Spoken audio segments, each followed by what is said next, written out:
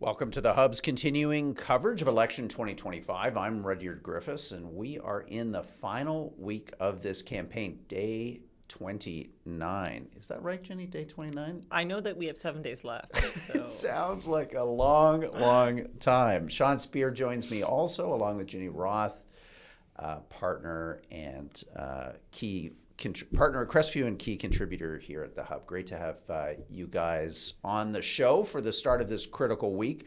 Let's though first catch our audience up on where the leaders are and what big policies have landed over the weekend. So Mark Carney is in Charlottetown, PEI. He's got an announcement that's been underway the last half hour. We'll bring you some news on that. Pierre Poilievre was here in Scarborough, Ontario with another announcement. We'll give you that in a sec too. And Singh is in British Columbia, out there again, really clearly trying to shore up some support in the lower mainland. Let's go on to the policies that have defined the last 48 to 72 hours. Obviously, a big Liberal platform dropping over the weekend. We're going to get into that with Ginny Roth and Sean Speer in just a moment. Today, though, Mark Carney out promising to surge $4 billion in additional healthcare spending, increase the number of doctors working inside the system, and help women and families with IVF, in vitro fertilization, subsidized by the federal government. Pierre Poilievre is drilling down deeper into his housing announcements, promising to build over 2.3 million homes in the next 5 years. And Singh is focused, as always, on grocery prices with some rather interesting ideas. Price caps on essentials, price caps. I wonder how that worked. Let's go back in a time machine to the 1970s and find out. Quick polling snapshot from Nanos over the weekend. This is ballot support. We're still seeing a fairly healthy lead here on the part of the Liberals, 43%. A little bit of maybe a tick up from the debate. We'll have to see how that debate plays out. But yes, Liberals maintaining their lead in the latest Nanos poll. Well, Jenny, here we are, the final week. So you've worked on a bunch of campaigns. What happens in the final week? Is this the moment that kind of rubber hits the road for the Conservative campaign? If these Nanos polls are right and there's still this gap potentially to close, should we be expecting, a pivot? Dare we use that word? I know it's not a popular one. Or do you try to finish the campaign as you started it, and it is what it is? Yeah, I think it's more the latter. You have to finish strong. There's a point at which a hard pivot is not going to work for a bunch of reasons. Like, one is the sort of people won't buy it. It feels desperate and inauthentic, I think, to completely change your strategy, particularly if it seems to be undermining points you made only a few weeks ago. So a hard shift in message, I think, is not called for. You do see a honing in, though. And I think as Poilievre and the Conservatives grappled with the Liberal surge in the early days of the writ, they kind of tried out a few different approaches to how to find the right message in that context. And I think you saw in the debate and subsequently Poilievre really, really hone in on change. Like, you have to vote Conservative if you want change. You will not get change by voting Liberal. The only way you get change is by voting Conservative. This isn't even really about Trudeau and Carney. It's about two parties with very different visions. And I think you also see in the later stages of the campaign a more tactical approach to seats and regions of the country. As parties look at their polling and how they're doing, they have better access to daily polling than anyone in the public does, and they figure out what seats to target, and you can sort of guess based on where they show up across the country what they think of their ability to either hold their seats or gain more seats and where. And I also think, looking at the advertising over the weekend, I don't know if you watched the Leafs playoff game last night, or maybe for some viewers it was the Sens playoff game. But there were two different ads on the part of the Conservatives. One by Stephen Harper staring into the camera, endorsing Poilievre, in contrast to Carney saying, "I worked with both these guys. Poilievre's better." And the other one, this ad that they've come out with, they're two older gentlemen at the driving range talking about change and how tough it's been for young people and their kids. And so I think you really see the conservatives saying, okay, we've got a handle now on our, whether it's 36, 38, even 40%, our young base, our young right of center base. Now we need to try to persuade some boomers, I think particularly male boomers, to come on board if they want change too. Yeah. Sean, you shared with me some numbers over the weekend just about vote intention amongst that 65 or over group. And wow, I was just blown away how Mark Carney has consolidated that vote. And clearly, as Ginny said, Sean, that would be key to the Conservatives eking out some additional points on a Nanos or another poll, is going after those older boomers. Yeah, if you would have told me 2 years ago, Roger, that down the stretch Conservatives were targeting old white men as a group that they needed to make gains with, I would have said you were crazy, because of course it's been axiomatic since I was young that Conservatives outperform with older Canadians, particularly older men, and Liberals outperform with younger people, particularly women. And so this whole axiom has been flipped on its head, and you see the Conservatives now targeting what has been a historic part of its base. Ginny, you mentioned change. Although Trump has loomed large in this campaign, a large number of Canadians still say that they are motivated by the need for change. Talk about that in the context of the Liberal platform release over the weekend. I was struck not by the extent to which it represented change, but the extent to which it reflected a continuation of a lot of the assumptions and even policy preferences of the Trudeau government. Is there a risk here for carding the Liberals that they have set forward a plan for continuity rather than change? Yeah, Rudyard and I were talking about this before we went live. I was also shocked. Like, I thought, I think that there's a lot of continuity between the Trudeau crowd and the Carney crowd and each of their approaches to the world. But I thought at a minimum, the Carney platform and messaging would sort of continue to pay lip service to this idea that, like, we got some big things wrong, we probably taxed people too much, we spent too much, we've got to revert to a sort of like soft center-left centrist approach. And that is just not what you see in the platform at all. Like, the platform, if anything, is a unapologetic doubling down on that approach. And I think that speaks to the genuinely held views of the people who, so Mark Carney himself, first of all, and the people around him, whether it's Catherine McKenna or Jerry Butts, some of those early Trudeau stage Liberals. I think this really represents like their worldview, and it shouldn't seem inconsistent for Mark Carney, a guy who said, I'm going to spend a bunch of my time now that I've become wealthy convincing global elites that climate should take priority over the kind of resource projects that many think Canada should have been pursuing over the last decade.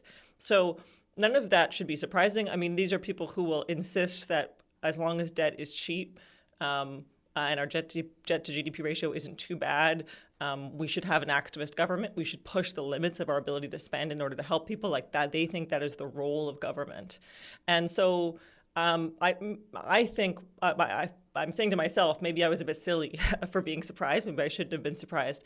To your actual question, though, Sean, will Canadians now say, wait a minute, like I thought I was voting for a centrist technocrat. I didn't want another term of Trudeau. I hope so. I hope for the sake of the country that over the next few days, people who haven't voted yet may take pause. And that's kind of what that golfing commercial is meant to get at. But a lot of people voted in the advanced polls already. And a lot of people only pay attention every once in a while to what's going on in an election. And there may be a lot of voters who got an impression early on that Carney was this stable centrist, let's say, and who are going to vote for him regardless, and who may come to have a lot of morning after regret. Yeah. Sean, you actually did us the service of reading through the 65-page platform. So thank you. Someone had to. The yeoman's work on behalf of the Hub here. Take Ginny's analysis and apply it to what you read in that platform. Are we again seeing here maybe some late campaign confidence on the part of the Liberals that they effectively don't really have to engage in a more substantial rethink of the party, its core assumptions, its core policy preferences, and they are, in effect, as Ginny has outlined here, kind of going for it. They are going for a fourth term, and I don't mean that pejoratively. I just mean it as a statement of fact, that they are enacting a activist government agenda that will be significantly debt and deficit financed, and they will pursue their policy preferences on the economy, on civil society and the media, which is generally one of increasing state intervention and control through these various kind of verticals that make up each of our individual lives. Yeah, in hindsight, the what they did out of the gates, of course, was to commit to reversing the carbon tax and the capital gains tax. And I think for a lot of people, they interpreted those moves as reflective of a different kind of governing philosophy. I think in hindsight, what they were symbolic steps to create some differentiation from the Trudeau government that in a way obscures the extent to which not only are the people involved, as Ginny says, many of the same, but the underlying ideas and even the policy agenda itself has huge similarities. In fact, as the platform set out over the weekend, the projected deficits for the coming years are even higher than the norm under the Trudeau government if you back out the extraordinary COVID years. So on housing, on clean energy, on a whole host of issues, this is a government that doesn't see a lot of fault with what's happened over the past decade. In a way, it represents a kind of doubling down on the set of assumptions about a role for government to, quote unquote, catalyze private economic activity, a heavy focus rather on redistribution. And when it all comes down to it, when asked how should you expect this to be different than we've seen over the past decade, Carney's essential answer is, trust me, I'm better at this than they were, and I can get done a lot of the things that they aspired to get done and didn't work out. That of course is a kind of Mario Draghi conception of government, one that thinks if you just have the right people in place, government can act deftly and adeptly and all the rest at engineering particular market outcomes. I think viewers and listeners of the Hub won't be surprised to hear that we disagree, but the onus will be on the Conservatives to essentially use this opportunity to prosecute the case that Pierre Poilievre sought to make, which is that the person at the top may have changed, but the basic assumptions, the basic priorities, even the basic policies are essentially the same. This amounts to, for all intents and purposes, a fourth term of the Trudeau government. If I could just add to that, if you think about where, maybe to put it pejoratively, if you think about where the Liberals need to win seats in order to form government, and where they don't need to win seats. I was looking at some polling at North Vancouver Island over the weekend. These are ridings that are going to swing from the NDP to the Conservatives, very likely. And actually, Aaron Gunn, for instance, a Conservative candidate at North Vancouver Island, is set to do very, very well in that seat, despite the Conservatives maybe underperforming what people had hoped at the national level. There's also, I think, some hope for the Conservatives in Southwestern Ontario and Northern Ontario, not to mention the West. What do these areas have in common? They are places where we extract resources, where like dynamism and a strong economy and projects going forward matter for people to have jobs and livelihoods and pursue their lives. Where will Liberals do well? Among seniors who don't need that, who don't need a dynamic economy, to just put it bluntly, because they have OAS, they have retirements, they have pensions.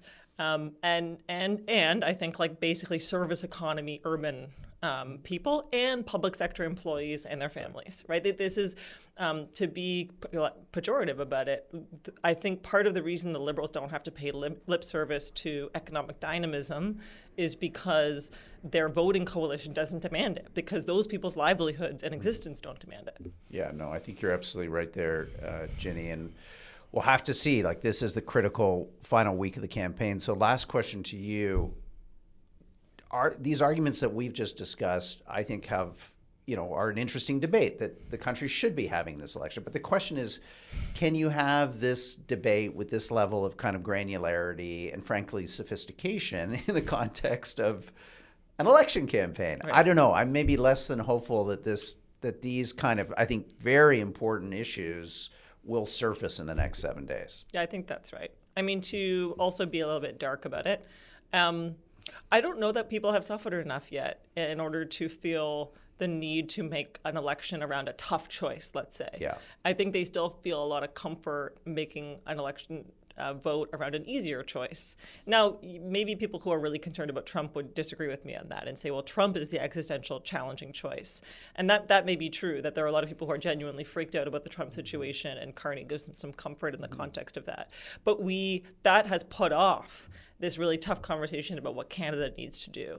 And it might be that people, I remember saying to someone, even back when I thought Poilievre would win handily because of where he was at in the polls, my concern was there wouldn't be a strong enough mandate for some of the tough medicine that we need that, like, for instance, our governments in the 90s had in Canada. There was a sense of, we really need to make tough choices. And the public, I think, wanted that and craved it. And they got it from Ralph Klein and Mike Harris and Paul Martin.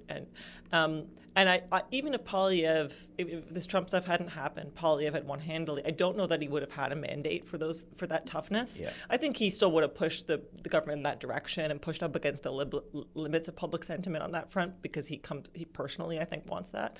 But the public's not there yet. I really have to say that. I think that they're frustrated by the excesses of government, the excesses of the Trudeau government, and I think they'll be disappointed if they end up with a Carney government that's very similar. Yeah. But I think there needs to be a deeper crisis, unfortunately, that many of us see coming and want to forestall. We may not be able to forestall it, and we may need to confront that before the public really wants some of the sort of like tough conversations that you're alluding to. Yeah, important words.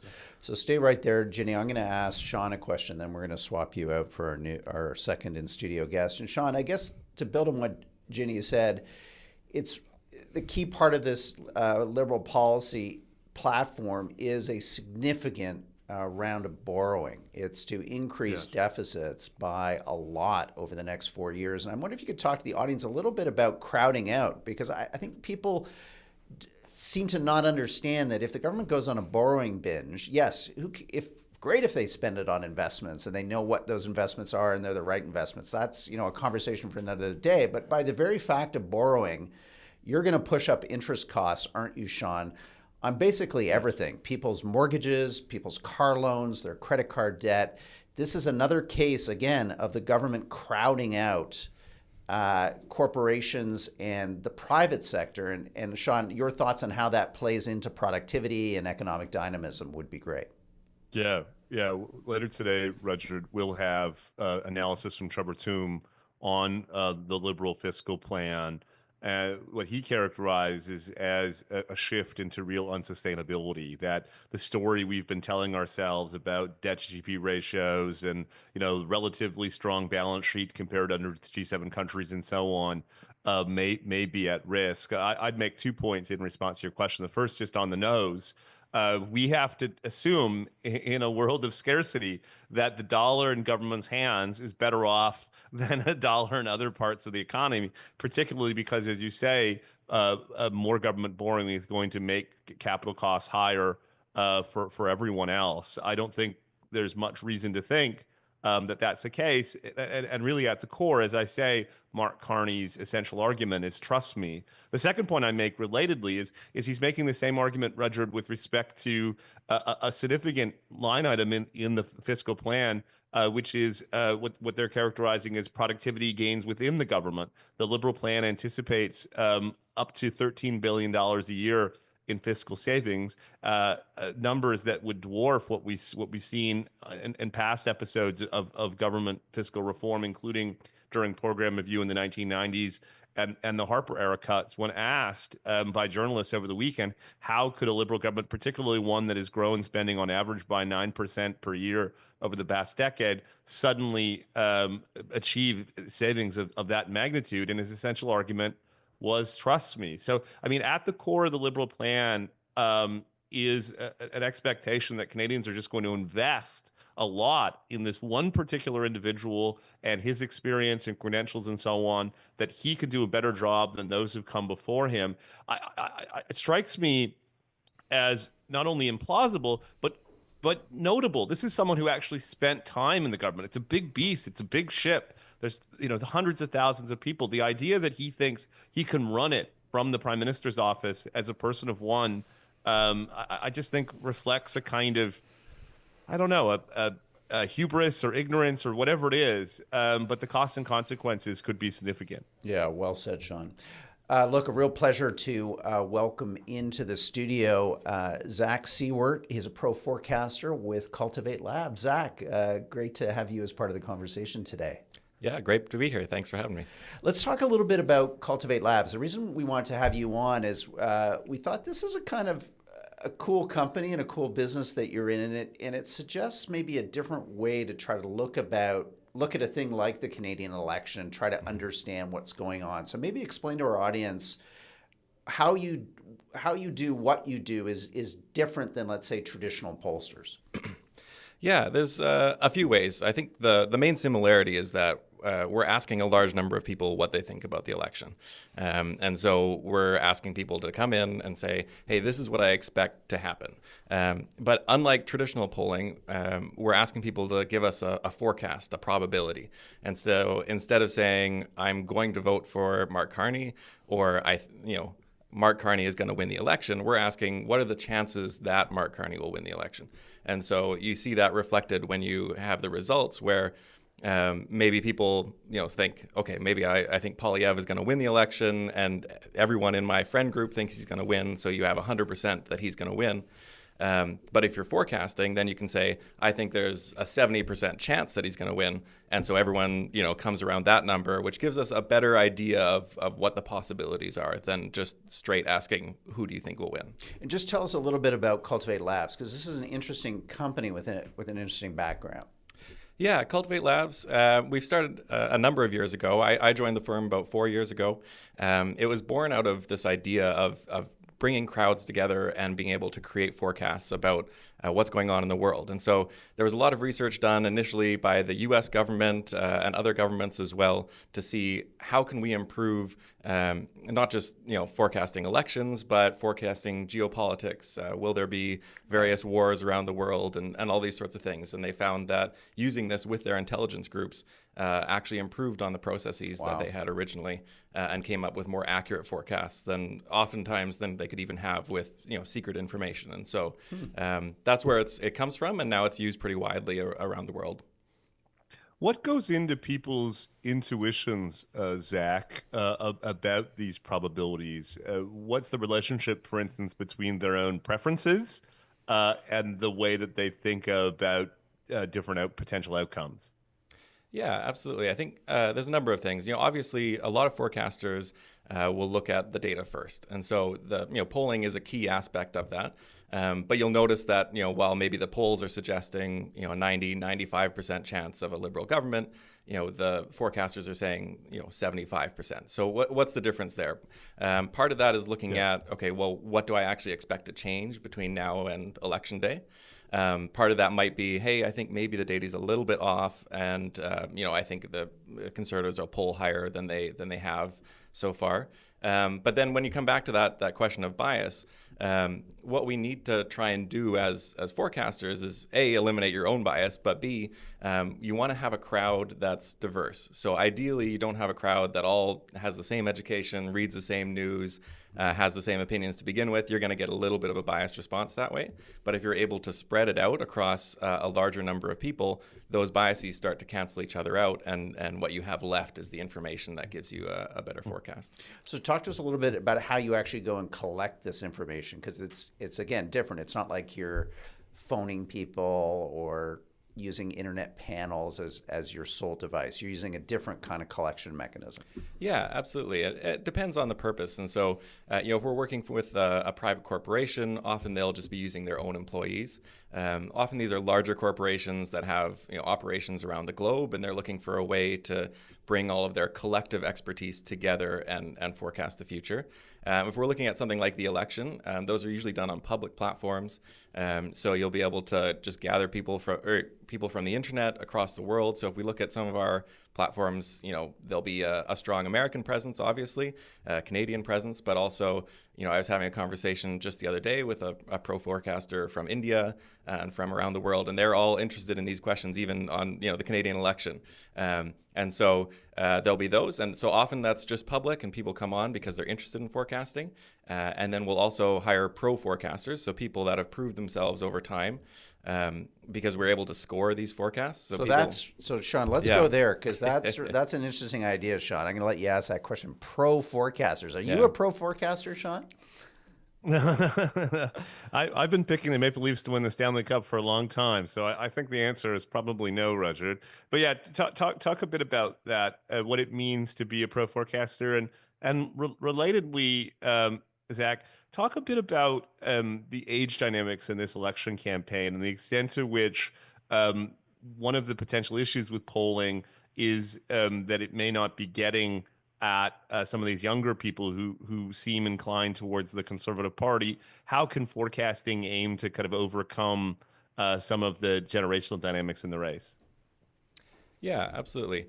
Well, just with pro forecasting, so what that is again, because we ask people for a number instead of just picking a winner, we're able to go back and see how they've scored over time. And so people can build up a track record of quality forecasting. Yeah. And so that's how we come up with pro forecasters. And so there's a pool of these people, just around the world that are very good at it. Now, are they very good at like forecast? Like, you're talking this procaster in India. Are they good at pro forecasting the American election, or like, I guess what I'm wondering is, are these people generalists or are they specialists? Yeah, I'd say they're typically generalists. So they'd be forecasting a broad range of questions. So if you look on, some of our platforms, it's a range of, back before Russia invaded Ukraine, there was a lot of, is Russia about to invade Ukraine? And those sorts of questions. Obviously, as election cycles come, those questions come up. But they're even asking questions about AI and supercomputers and who's going to achieve the next milestone in AI. And so a lot of these pro forecasters are generalists across all these sorts of questions. And they'll specialize a little bit and say, hey, I'm really better at politics than I am at technology. Sure. But yeah, they'd be generalists. Over to you, Sean. Yeah, well, do you want to follow up, Zach, just on my question about age groups and the extent to which forecasting may be able to smooth out some of the rough edges or blunt kind of force of polling when it comes to accounting for different age demographics? Yeah, absolutely. I think, obviously, as we know, polling is a bit of a science and an art combined. And so, you get your panel of data, and then, especially nowadays when you get fewer and fewer people answering polls, you need to see and make choices about, okay, how many young people do I think are actually going to show up to the election? And then, how do I weight them in my poll? And so with forecasting, there's a similar process going on where you take that data from polling and you say, okay, do I think they're weighting this correctly? Am I reading in the news? Am I reading, hearing from my friends and people around the country that young people are really swinging more towards the Conservatives than they have in the past? Am I hearing that they're actually going out and voting? We heard record lines on Friday for early polling. That could go either way, I think, for the Conservatives, but that might be an indicator that, hey, young people are showing up more, just like they did for Trudeau in 2015. And so maybe instead of going with the polls and saying 90% chance of a Liberal government, you might drop that down, say 80 or 75%. Finally, Zach, can you tell us anything like what your pro forecasters or the platform is saying about the Canadian election? Do you have a feeling of like direction as we go into this final week on your platform? And are you seeing any differences between what your numbers maybe are directionally pointing to versus what the pollsters have been? Yeah, absolutely. I think there's been some movement, certainly. On most platforms, we've got several public clients, and there's prediction markets as well. Most of those platforms are saying that the Liberals peaked in their chances at about April 9th, April 10th, so about a week and a half ago. The Conservatives have made up ground since then, but the consensus seems to be that they haven't made up enough ground to really assume they'd be able to make government. But it might be enough for the Liberals to be knocked back to a minority. So that's really where the question lies at this point. So we're seeing still something like an 80% chance of a Liberal government, But if we look at the breakdown between majority and minority, one of our clients, Range from the Bertelsmann Foundation, they've got about a 45% chance of a majority, and I think a 35% chance of a minority right now. Okay. So much lower, for instance, than the projections we're seeing at the CBC poll tracker. Yeah, absolutely. Another site I saw, there was a seat count projecting, I think in the 140s for the Conservatives and 160s for the Liberals, which would be just shy of a majority with the larger number of seats this year. I think there's a real chance, and I think the Liberals are really on that line right now. So we'll see what develops over the next week. Yeah. Well, Zach Seward, Pro Forecaster with Cultivate Labs. If people want to find out more about you and your company, where can they go? Yeah, absolutely. You can go to cultivatelabs.com. You'll find all sorts of information about us there. Yeah, Zach. Anyway, real pleasure. We hope to do more with you. We think it's kind of cool technology and something that the Hub would love to debut and experiment with on our platform. So thanks again for coming in today. Absolutely. Thank you. Well, Sean, that is a wrap, as they say in this business. We are on day 29, and we will do this all again tomorrow and for the next week to bring it home, as a certain political leader likes to say. Yes. Yeah. Well, it's going to be a fun run. For those who've stayed with us over the past 29 days, thank you. And stay tuned. We have a lot of interesting voices and different perspectives and even different formats that we'll have right through till the declaration of a winner next Monday night. Well, ladies and gentlemen, I'm going to say goodbye right now to those of you that are listening to our on-demand version and those that are watching this on demand on YouTube. Thank you for being part of the program. And then on the other side of that goodbye, we're going to say hello to our live chat who join us each day of this program, Monday through Friday at 10 a.m. Eastern on YouTube to have their questions answered. So here comes that bye-bye and then a hello. Bye-bye.